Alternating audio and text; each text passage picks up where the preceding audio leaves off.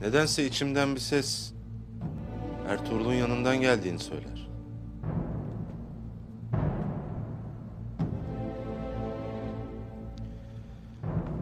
Halime Sultan, eğer kardeşimi bu beladan kurtarmamı istersen onun nerede olduğunu söylemen icap eder. Ertuğrul nerede? Doğruyu söyle.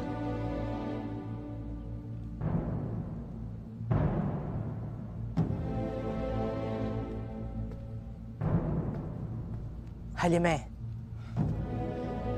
eğer Ertuğrul'u bulamazsak bu iş çığırından çıkar. Söyle ki gidip onunla konuşayım. Bir hal çaresine bakalım.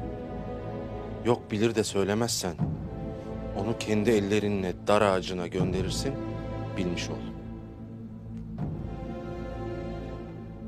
Onu kör kuyulara atmadan evvel düşünecektiniz bunları. Nerede diye merak ederseniz, obasını sadece Noyan'dan değil, sizin de hatalarınızdan korumak için her yerdedir.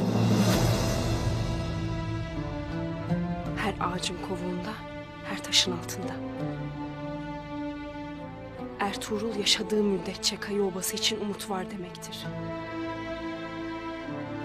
Ne vakit onun başına bir hal gelir, o vakit umut da biter Gündoğdu Bey'im.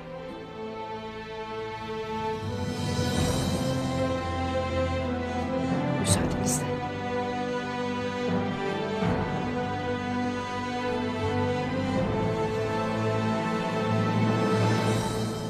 Merak etmeyesin onu. Kardeşimi bulacağım.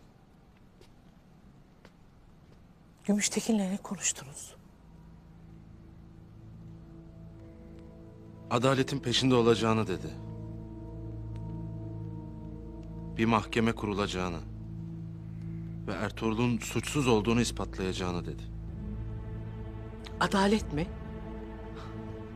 Hangi adaletmiş bu? Gündoğdu, hala karşıma geçmiş adaletten bahsediyorsun.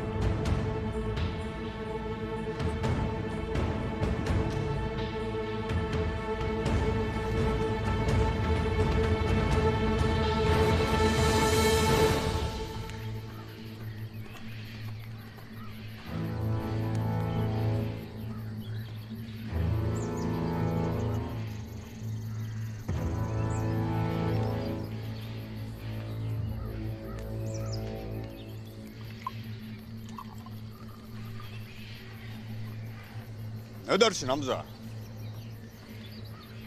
Abdurrahman Alp kendini ispatladı mı?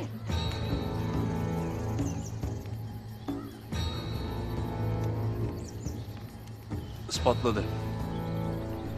Artık o da sizin bir savaşçınız olmayı hak etmiştir. Ah Hamza. Sen de beyin Gündoğdu gibi uyanık değilsin.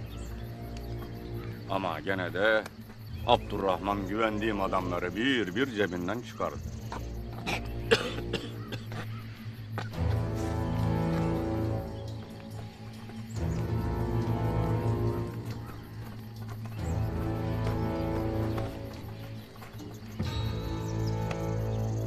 Ertokuş, çekirge bir sıçrar, iki sıçrar.